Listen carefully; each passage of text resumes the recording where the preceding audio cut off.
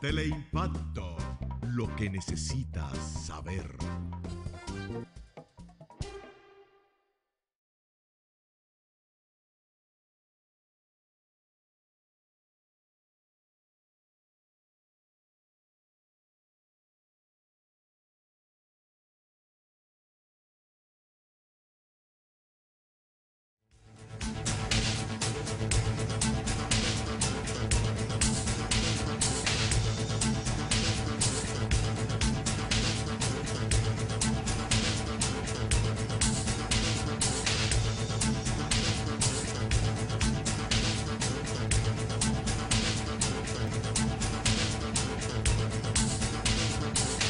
Bienvenidos, queridos amigos, a un programa más de Sondeo Emocional. Hoy es miércoles 29 del año 2017 y vamos a tener un programa muy bonito donde va a participar con nosotros la licenciada Emma Carolina Fernández y vamos a hablar en un conversatorio entre amigos y profesionales sobre un nuevo sistema de enseñanza. Este pudiera ser la parte 2 de nuestro programa que hicimos anteriormente. Vamos a hablar sobre la neuroeducación. Pero manténgase con nosotros en todo momento. Este programa de sondeo emocional sale todos los miércoles a la 1:30 de la tarde a 2:30 de la tarde. Y nuestra intención es sencillamente identificar los diferentes problemas que básicamente cursan en nuestro país con relación a la educación y con relación a la salud. Tenemos mucho de qué hablar. Tenemos, por ejemplo, hoy, en esta mañana, todavía no sabemos exactamente los acuerdos, se reunieron la Asociación de Clínicas Privadas con el gobierno. Ha estado saliendo una serie de informaciones con respecto a unas declaraciones que emitió el doctor Mena y que tenía como resultado que por cuestiones de protección legal, que las clínicas estuvieran cubiertas en caso de una demanda que se originase a través de los diferentes estudios que los médicos de las clínicas privadas indican. Este es un problema delicado, pero debemos analizar brevemente el porqué de una medida tan extrema. Y también debemos analizar brevemente el porqué instituciones del gobierno, instituciones que se les llama semiprivadas, han estado haciendo exactamente lo que el doctor Mena ha propuesto y nadie ha alzado la voz contra esas instituciones. ¿Cómo es posible entonces que le permitamos a unos hacer algo y le prohibimos a otros hacer lo mismo? Eso no puede ser. Las personas que están relacionadas con el funcionamiento de algunos hospitales semiprivados, que han exigido a sus médicos que todos sus pacientes deben realizarse sus estudios médicos dentro de la organización, dentro del hospital, y que ningún estudio realizado fuera de esa institución va a tener validez para ellos, y que los médicos que no cumplan con ese requisito, sencillamente en términos muy finos y muy bonitos, tendrían que dejar de laborar para esos hospitales. ¿Cómo es posible que si hace un año, más de un año, que esto esté ocurriendo en hospitales reconocidos en el país, ahora se forme este tipo de discusión tan difícil, tan lamentable con las clínicas privadas? No tengo clínica privada, no soy dueño de una clínica privada, pero a mí me molesta mucho cuando la verdad se oculta y lo que se habla es solamente de los posibles errores para hacer daño. ¿Y por qué no se habla, por ejemplo, por qué no se alza el señor Monegro? Por dar un ejemplo de un funcionario que es el director del Servicio Nacional de Salud, y reclama que las compañías aseguradoras detengan el abuso tan marcado contra los médicos que indican análisis y estudios para sus pacientes, y porque no están incluidos en el roster de sus médicos, en el grupo filial de sus médicos, sencillamente esas indicaciones no tienen valor. Esas instituciones se han puesto por encima de la ley, porque cada médico tiene un exequatur, y ese exequatur de cada médico le permite y le autoriza no solamente a indicar estudios, sino también a recetar, a hospitalizar, a intervenir en todo lo que sea relacionado con la salud y su especialidad. ¿Cómo es posible que una pandilla de gente que se ha apoderado de la salud de este país venga ahora a decirle a cualquier especialista, a cualquier médico, nosotros no podemos cumplir con esa indicación porque usted no trabaja con nosotros? Yo no he oído a ningún funcionario, yo por lo menos, no he escuchado a ningún funcionario salir en defensa de esa injusticia. Yo creo que el doctor Mena ha hecho un planteamiento lógico, quizás no lo ha hecho de la mejor manera, quizás se interpretó de la peor manera, pero hoy en la reunión que tenían hoy por la mañana con el gobierno, debió haber quedado bien claro que la demanda, que la exigencia que está haciendo el doctor de que los pacientes vayan a realizar sus estudios y sus análisis en lugares específicos, eso lo hacemos todos los médicos aquí. ¿Qué médico no le dice a su paciente, realízate este estudio en tal lugar? O ve a tal laboratorio, o consúltate con una persona que te voy a indicar que es la persona que yo confío por su experiencia, por su trayectoria. Eso ocurre todos los días, eso ha ocurrido siempre. Entonces la verdad se ha querido tergiversar para hacernos creer que esto es algo nuevo, que lo que se está planteando es algo injusto. Yo creo que el gobierno tiene que ponerse de acuerdo con las clínicas privadas. Yo creo que el gobierno no solamente debe ponerse de acuerdo con esta proposición que ha hecho el doctor Mena, sino también debe revisar las injusticias que se están cometiendo, no contra los médicos, sino contra el pueblo, contra los pacientes, porque no es justo lo que está ocurriendo en nuestro país. Quería comenzar con este comentario porque de verdad que nos duele a todos el camino en que va la práctica médica en este país.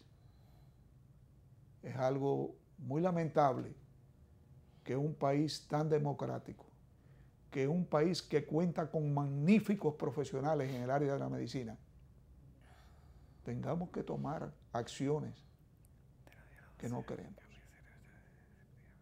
Se le está echando leña al fuego. Esperamos que las autoridades pertinentes se tomen unos minutos para reflexionar y para poder llegar a un acuerdo, no solamente entre el gobierno y los médicos, sino entre las aseguradoras de los servicios médicos, el gobierno, los médicos y los pacientes. Vamos hoy a tener un programa interesante, desconocido para muchos, porque esto comenzó hace más de 25 años, cuando un grupo de pensadores en el área de la educación llegó a la conclusión de que la educación debía cambiar, que no se podía seguir enseñando de la manera que se venía enseñando desde hace 100 años. Y yo lo propuse aquí en el programa anterior. En los últimos 400 años, la educación no ha cambiado en nada. Sin embargo, el entorno nuestro ha cambiado de una forma tan dramática que debemos ser muy ciegos o muy tontos para no entender que hay que introducir un nuevo camino en la educación. Y para eso se ha llegado a la conclusión de un nombre muy típico y muy apropiado. La educación de hoy, la educación del futuro, debe ser la neuroeducación. Y para eso tenemos aquí a la licenciada Emma Carolina Fernández, la magíster, que nos va a exponer sus puntos de vista, no solamente desde el ángulo de la lógica y del razonamiento, sino también desde el ángulo de su propia experiencia en todo lo referente a la educación. Bienvenida. Gracias, gracias, y en especial porque fuiste claro cuando dijiste magíster. Sí. Fíjate que en la educación, las personas, y hablando del sistema tradicional, es muy manejarse que si tú eres licenciado, que si tú eres magíster, que si tú eres doctor, sigue estando dentro, sin tal vez darle el valor, que es lo que las neurociencias y es lo que la neuroeducación plantea, el valor a las experiencias. O sea, una cosa es el razonamiento lógico, una cosa son los contenidos y otra cosa, como lo ha enseñado desde Howard Gardner, que comenzó a romper con los esquemas y decir, hay diferentes tipos de inteligencias, hay diferentes formas de acercarse que incluyen las emociones, que incluyen la capacidad de las personas conectarse con su entorno, con su persona y con lo que es los otros que están a su alrededor. Tú sabes, Emma, que nosotros nos conocemos hace aproximadamente 15 o 16 años. Así es. Y tu discurso ha sido el mismo desde ese tiempo. Tú no estás diciendo aquí nada diferente. No. O sea, cuando yo empiezo a informarme sobre la neuroeducación, cada palabra me parecía que venía de ti. Digo, coño, pero él me ha dicho esto, él me ha dicho lo otro. Y es verdad, ahora mismo ha repetido lo mismo que ha dicho en miles de programas. ¿Por qué? Porque, mira, la oportunidad, tanto en Lesley University como en la Universidad de Harvard, de manera particular el Proyecto Cero, donde trabaja el doctor Howard Gardner, oye bien, un individuo que trabaja desde el punto de vista de la neurociencia, diciendo, espérate, ¿de qué otra forma es que trabaja el cerebro? Acuérdate, cuando nosotros nos conocimos, señores, se hablaba de que un niño que vivía el trastorno por déficit de atención no era el trastorno por déficit de atención. ¿Cómo era que le decían? Desorden cerebral mínimo. Óyeme, disfunción cerebral mínima, que es peor. Sí. O sea, es cuando la neurociencia, o sea, cuando se comienza a estudiar el cerebro de manera más puntual. Espérate un momentico. Si es en esta área, es dificultades de lectura, dislexia. Si es en esta área, conectado con espérate, es una dificultad de la autorregulación. Entonces, de repente, el estudio del cerebro, que hace 30 años atrás, señores, se hablaba de que solo se usaba el 10% del cerebro. Y eso es mentira. Hace años que se sabe que simplemente esa área del cerebro, como consume tanta energía, señores, el cerebro consume el 20% de la glucosa que yo necesito. O sea, el 20%, yo como adulta, ¿tú sabes cuánto consume un niño? Un niño consume el 50% de la glucosa que consume, va directo al cerebro. Y un infante, el 60%, José Manuel. Claro. Y la gente dice, pero ¿y por qué tanta energía? Porque el cerebro necesita toda esa energía, en especial en los infantes, para asegurarse de poder hacer todas las conexiones neuronales que la gente conoce como sinapsis, que es cuál es la energía que yo necesito que esta neurona tenga para interactuar con esta otra neurona y crear aprendizajes. Hay una de las, a mí me fascina el saber que la neuroeducación está dirigido no solamente a la enseñanza, sino a estimular precisamente el cerebro, para que el cerebro sea el propulsor de toda esta. Y fíjate qué pasa, que si hablamos de neuroeducación, de cómo voy a combinar los aprendizajes que hemos tenido, de qué hace cada área del cerebro en favor de los aprendizajes, que eso es el cerebro. La neuroeducación también incorpora un elemento de suma relevancia, Las emociones. Claro. Siempre se ha pensado lo lógico por aquí, ay no, lo emocional por allá. Sí, es verdad que cuando hablamos de los hemisferios, hablamos que ese hemisferio izquierdo tiene que ser lógico, racional, estructurado, y que ese hemisferio derecho, que es el que yo más utilizo, es más creativo, es más de comunicación, es más de conectar con la gente. Ay, pero José Manuel, si yo no tengo el balance entre estos dos, yo no hago nada con ser muy simpática, amable y sonreírle a los demás, porque el lenguaje está en el hemisferio izquierdo. La capacidad de conectar ese lenguaje con emociones para poder asegurarme que tú que me estás escuchando te cale lo que estoy diciendo, va del hemisferio derecho. O sea que fíjate cómo estamos hablando de que en la unión hay la fuerza. Conectar los aprendizajes de la ciencia y de todo lo que es el mundo del cerebro con también los aprendizajes que tienen que ver con las emociones. Se ha descubierto que las emociones son las que permiten que verdaderamente haya una conexión con la memoria. No es porque tú repites, tapa y tranca como el que juega dominó en Mao. No es repite. Si no hay una conexión, José Manuel, de que ese chico se sienta que vive una experiencia, que realmente pueda sentir que hace las cosas, que las vive, que las siente, que la huele, el aprendizaje no perdura como cuando tú escribas 1000 veces, perdón, 100. Sí.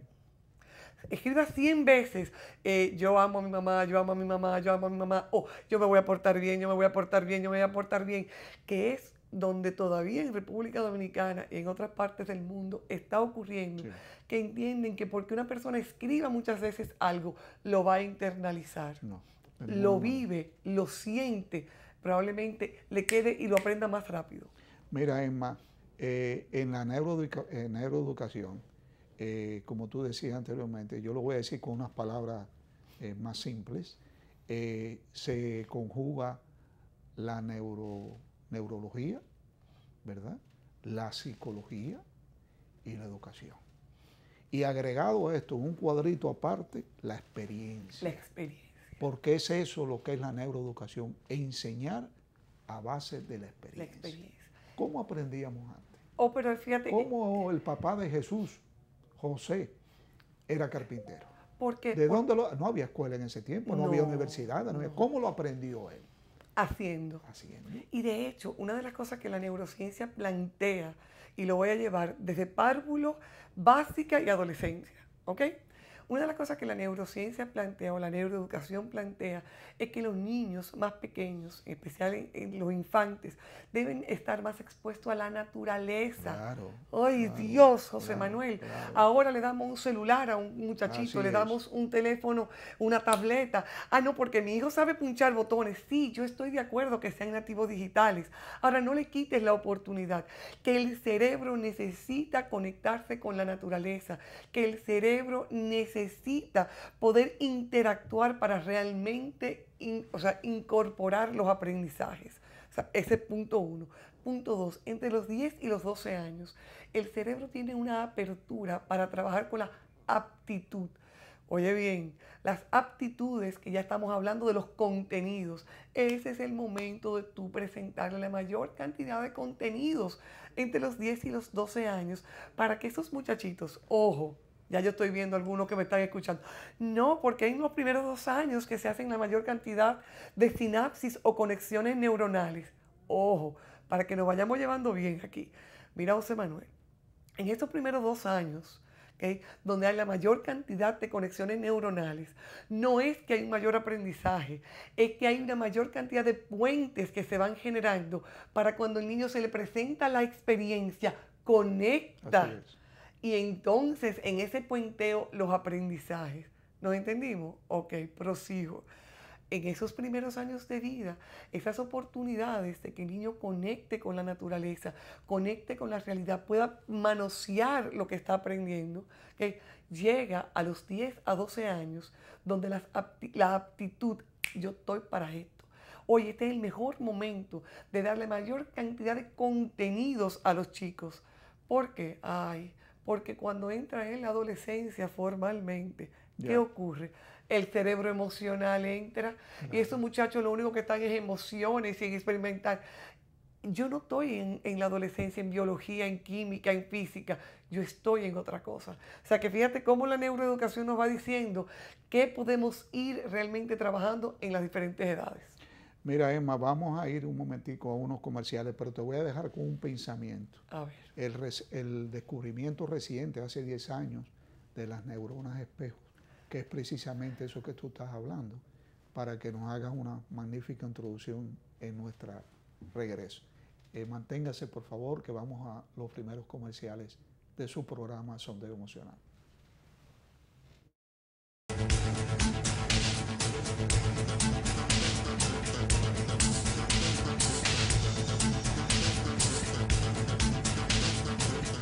Cada día me despierto con su aroma, con su compañía y su alegría. Véndame la vida como siempre, siéntate aquí a ver el mar y que el aroma permanezca. Porque el sabor empieza en el aroma, porque me tienes y te tengo. Porque las tradiciones no se pierden y esta es orgullo de todos. Ven con tu café de siempre, con sabor que enamora, con esencia de familia, con Café Santo Domingo. Café Santo Domingo, sabor que empieza en el aroma. Tu café de siempre.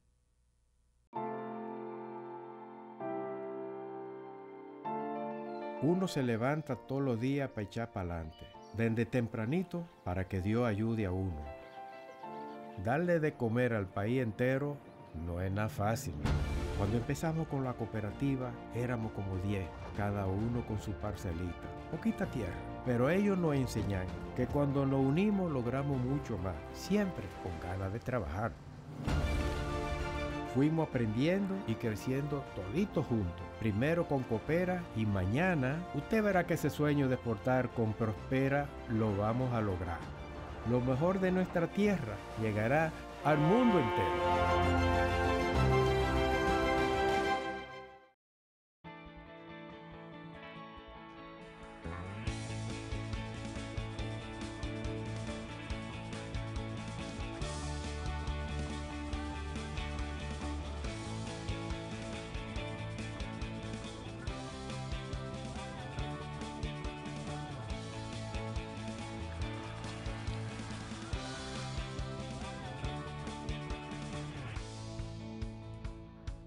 Dale millas a tu vida. Ahora también cambia tus millas para pagar tu tarjeta de crédito y los impuestos de boletos aéreos. Entra a popularenlinea.com y descubre todo lo que puedes hacer con ellas.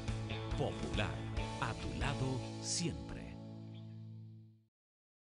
Desde hace 70 años, trabajamos para emitir el dinero que usas, mantener estables los precios de las cosas que compras, propiciar que las condiciones económicas te permitan ahorrar o invertir, regular el sistema financiero y garantizar el funcionamiento del sistema de pagos para que responda con seguridad a tus proyectos. Desde hace 70 años, en el Banco Central, trabajamos arduamente para mantener la estabilidad y contribuir con el crecimiento y bienestar de los dominicanos.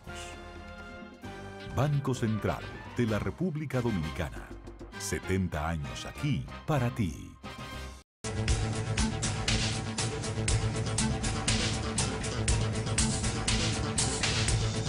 Estamos de regreso de nuestros comerciales y estamos conversando con Emma Carolina Fernández, la magíster, un tema importantísimo que es la neuroeducación. La neuroeducación es la educación del presente y del futuro. Ya todo lo que no sea a través de una neuroeducación, estamos hablando del pasado.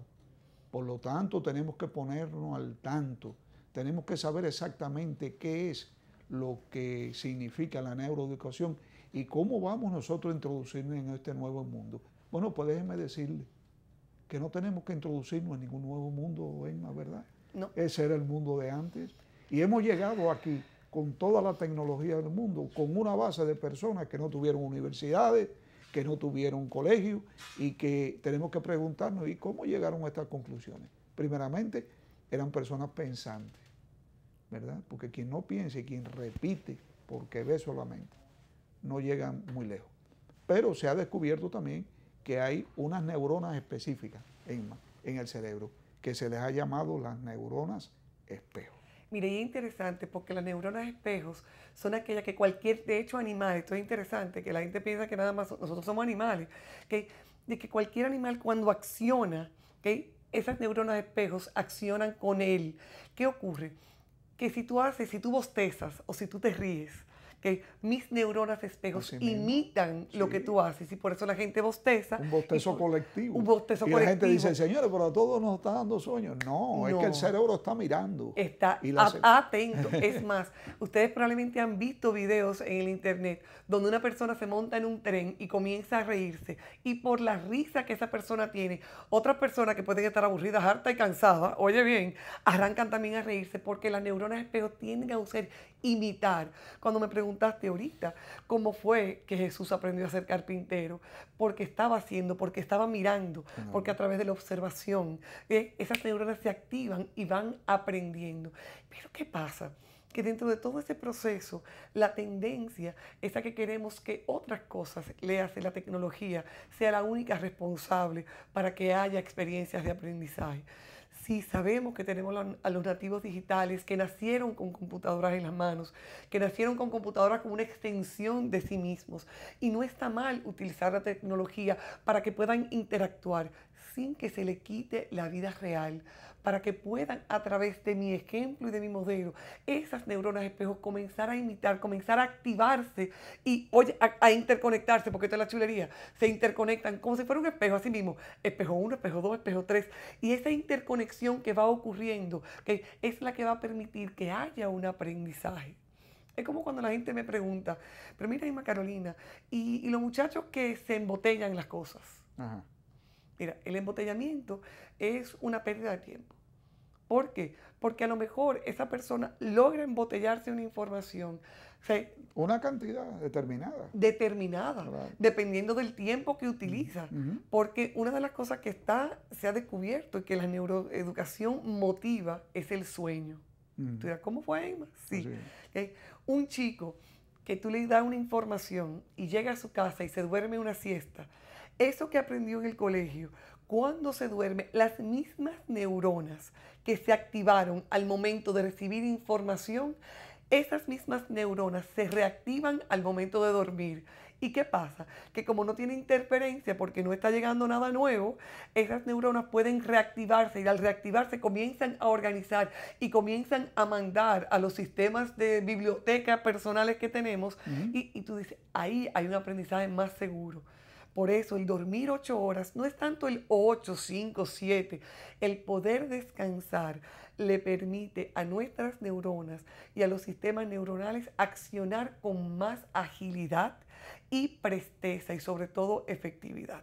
Tú sabes, Emma, que el pueblo tiene muchísimos chistes que tienen una razón enorme de existir y también muchos dibujos cómicos. Desde que yo era pequeño, yo veía dos cosas. Una, que la gente se acostaba a dormir con un libro amarrado en la cabeza. ¿Okay? Y otra, que cuando te venía una idea importante se sentía un bombillo. Pero si tú aplicas esas dos circunstancias, te está diciendo el del bombillo, la cantidad de energía que tiene esa persona en un momento determinado. Porque hay momentos que el bombillo no se encendería. Y el otro, el del libro amarrado al cerebro, es precisamente lo que tú planteabas. Yo he estudiado, no quiero que se me vayan mis conocimientos, me voy a acostar a dormir, pero voy a tratar. Es un simbolismo, ¿verdad? Una de las cosas que yo quisiera preguntarte y que es muy controversial en los centros educativos ¿es conveniente realmente la noche antes del examen estudiar, trasnocharnos para prepararnos para el examen al otro día? La respuesta claramente es no. No. Porque volvemos al comentario que hicimos hace unos minutos. O sea, si yo te estoy diciendo que el aprendizaje va ocurriendo, de que yo puedo ir estudiando, dormirme la siesta, ir estudiando, acostarme a dormir, y que en esos momentos, cuando me acuesto a dormir, esas neuronas que utilicé para aprenderme el contenido o para revisar el contenido son las mismas que se reactivan y llevan la información a memoria a largo plazo, Caramba, José Manuel, Claro. decir que yo me pase de 3 de la tarde a 6 de la mañana para entonces irme a la escuela y pretender que en esas 12 horas, 14 horas que voy a estar invirtiendo en estar estudiando el material, se me va a quedar, puede que se me quede una parte del material. La otra, probablemente, si me pincho o me cambian el orden en el cual yo me lo aprendí o me lo embotellé, me lo memoricé, lo perdí. No hay un verdadero aprendizaje, hay un proceso de memorización. Eso es. Que si tú hablas de memoria, me voy a atrever a incorporar otro elemento que las neurociencias definitivamente han planteado. Antes no se sabía para qué funcionaban los lóbulos parietales o el lóbulo frontal.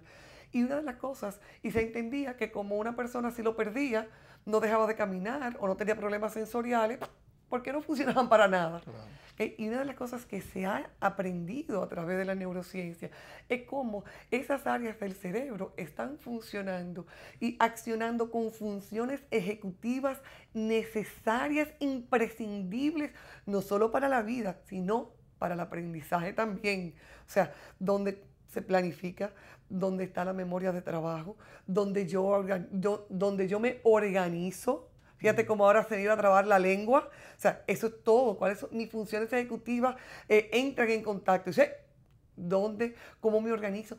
¿Cómo flexibilizo mi mente o mi persona para prepararme? Cambiar de lo que estoy haciendo ahora a la próxima pregunta, de lo que estoy experimentando en este momento a mi próxima acción. Entonces, esas funciones ejecutivas están en esas áreas del cerebro que, como vuelvo y repito, no perdía mi movilidad o no perdía situaciones con la sensibilidad, sensorial, pues definitivamente no hacían nada. Sí hacen y hacen mucho.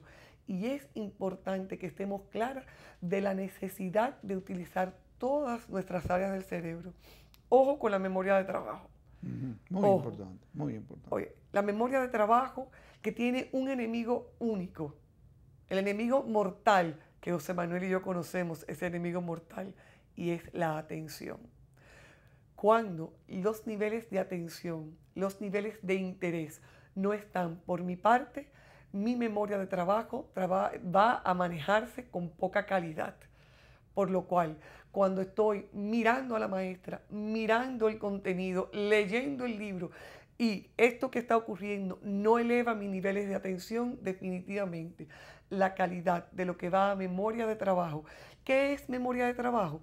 Yo lograr mantener en mi sistema la información, el tiempo suficiente para comenzar el análisis, comenzar la revisión de los contenidos o de qué voy a poner en práctica. Y de eso que voy a poner en práctica va a la memoria a largo plazo.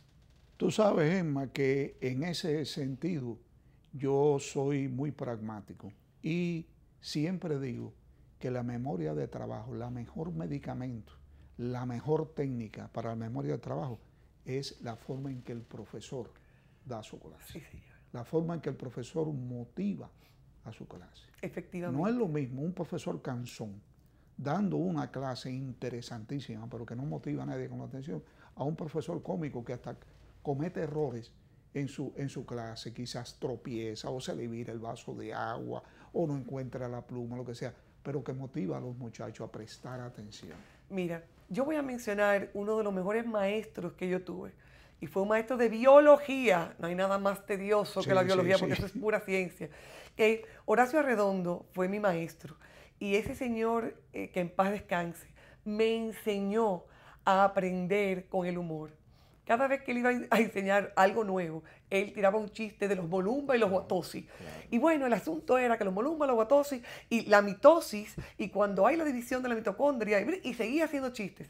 Me tocó en ese momento estudiar, con la gran mayoría eran estudiantes de leyes, un poquito aburridos en ocasiones. Se me zafó. La verdad es esa. Cuando venía el examen, José Manuel, él arrancaba a hacer los chistes.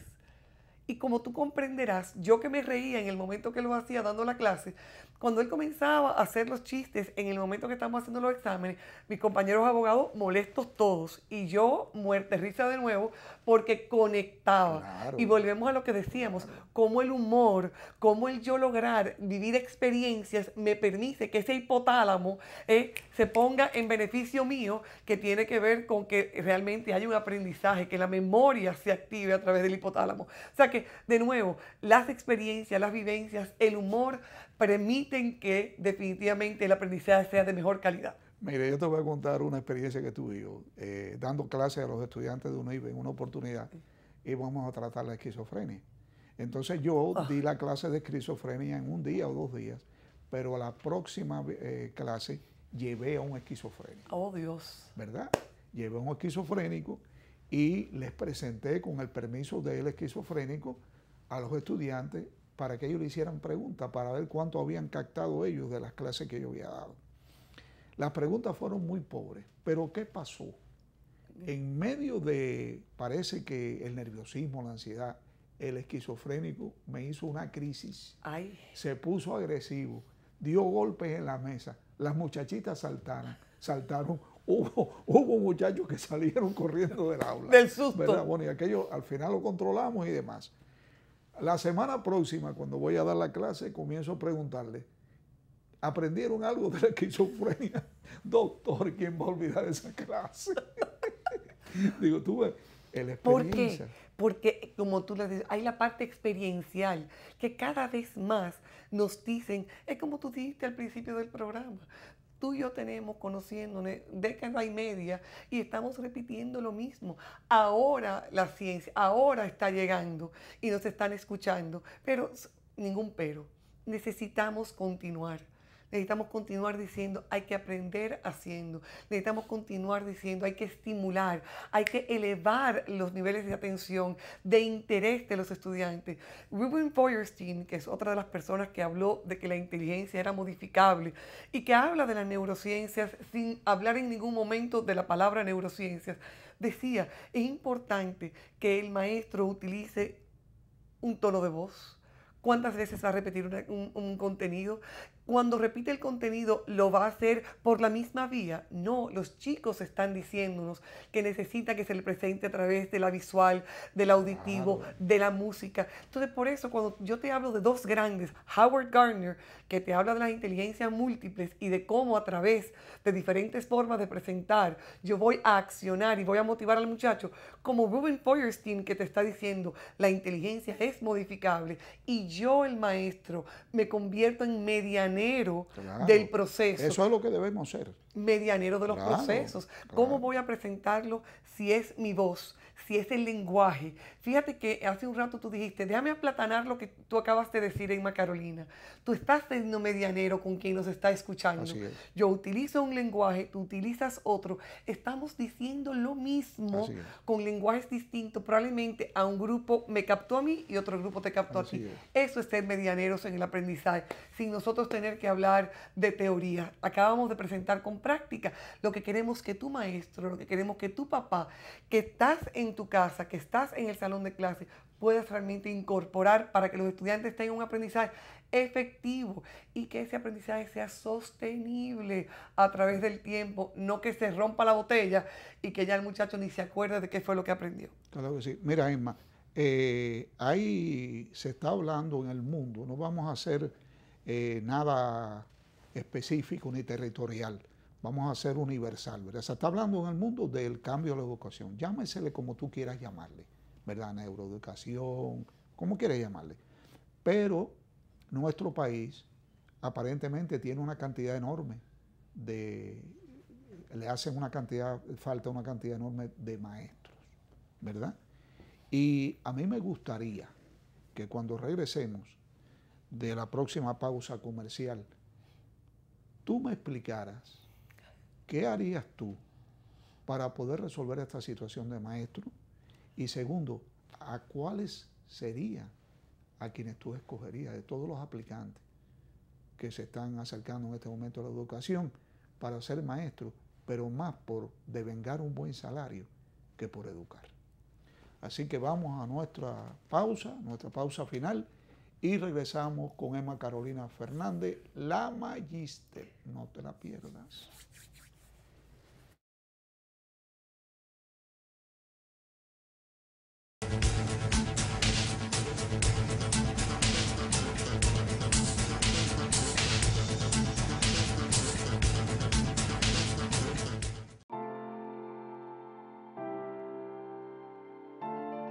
Uno se levanta todos los días para echar para adelante, desde tempranito para que Dios ayude a uno. Darle de comer al país entero no es nada fácil. Cuando empezamos con la cooperativa éramos como 10, cada uno con su parcelita, poquita tierra. Pero ellos nos enseñan que cuando nos unimos logramos mucho más, siempre con ganas de trabajar. Fuimos aprendiendo y creciendo toditos juntos. Primero con Coopera y mañana usted verá que ese sueño de exportar con Prospera lo vamos a lograr. Lo mejor de nuestra tierra llegará al mundo entero. ¿Cuál es tu historia? Yo soy hijo de la agricultura y siento amor por sembrar una mata. Han pasado la vida sembrando habichuelas. Y para sembrar habichuelas hay que pelar las lomas. Todas esas montañas, toda esa loma por ahí, la gente la chapeaba. Pero ahora están motivados a que si se le apoya, en vez de sembrar habichuelas, van a sembrar aguacate y van a sembrar café. Se ha comenzado con un plan piloto, un proyecto de reforestación que llegue a todos. Va a ser el cambio, va a ser la transformación, va a ser la esperanza y la vida de nosotros. En Elías Piña, San Juan y Asua ya están en marcha los proyectos de reforestación del gobierno. En esas provincias se destinarán cerca de 2.500 millones de pesos para recuperar más de 200.000 tareas con árboles frutales y café. Juntos hacemos historia. Gobierno de la República Dominicana, con la gente y para la gente.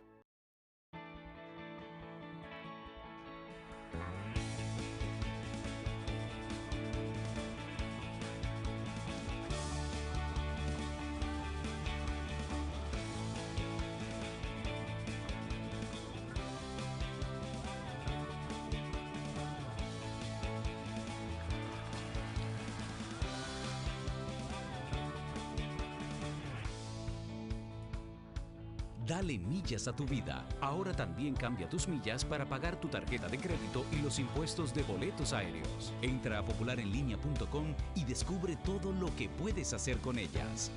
Popular, a tu lado siempre.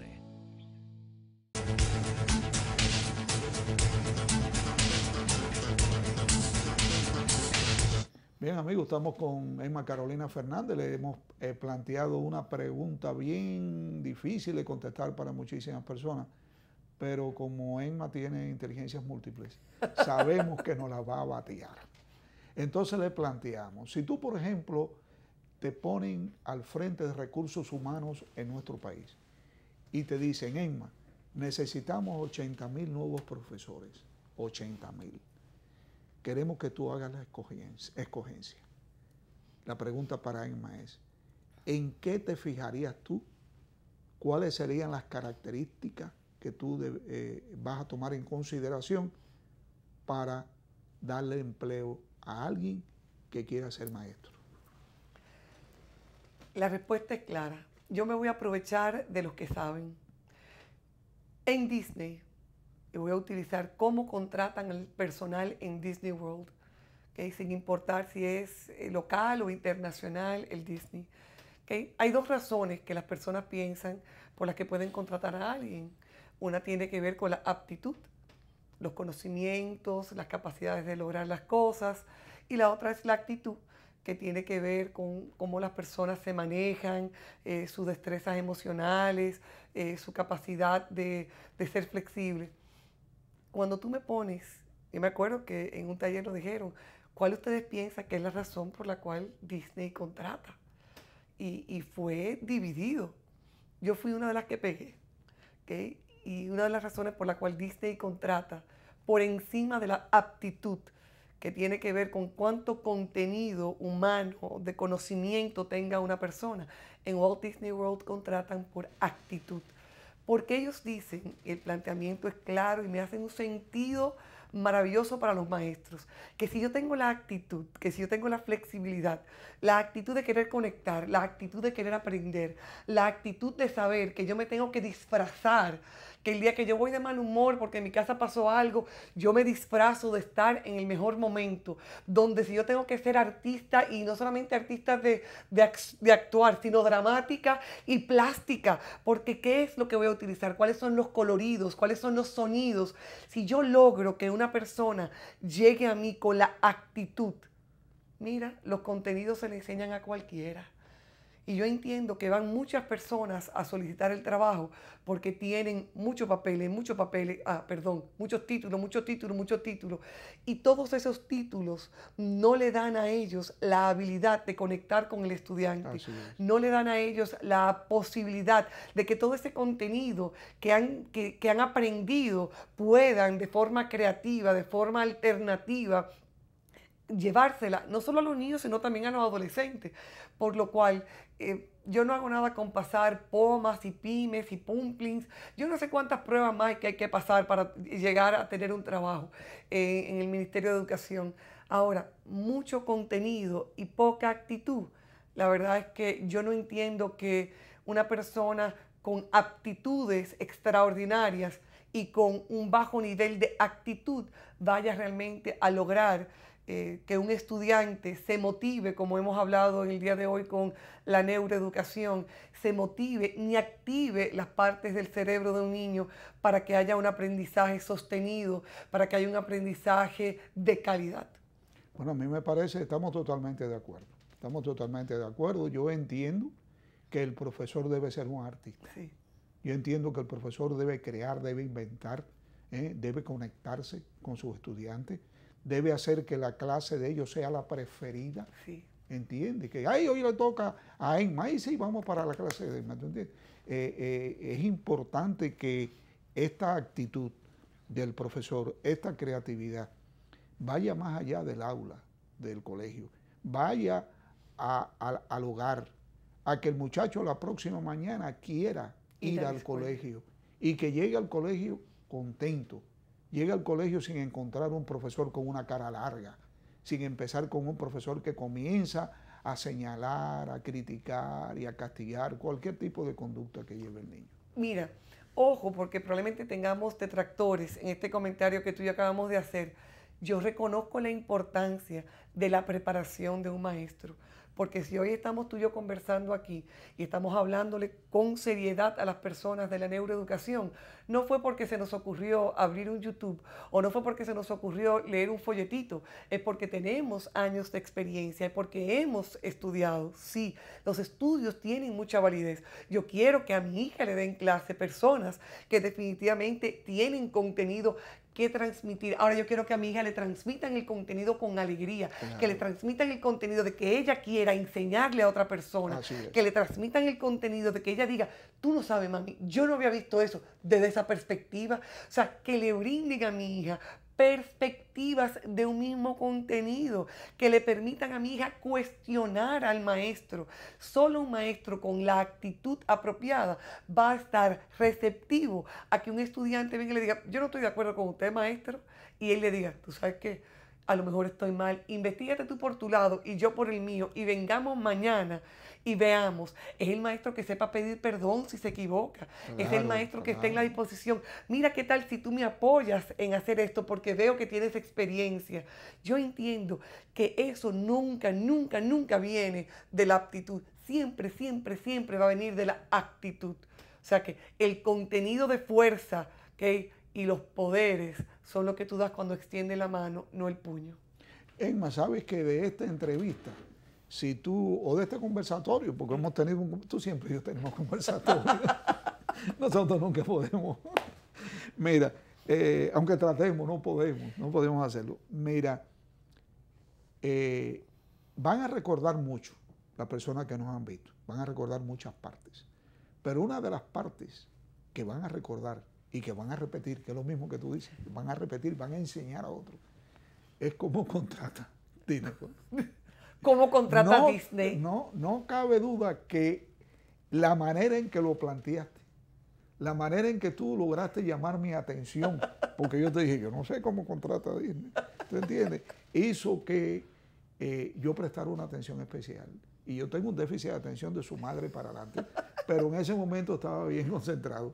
Y estoy seguro de que si un profesor llega y en vez de decir antes de un examen, los voy a quemar a todos, que es es algo increíble que todavía en este tiempo esté planteando, y les diga, y te voy a contar una experiencia personal si tenemos tiempo, y les diga, le voy a enseñar mañana cómo es que contrata Disney.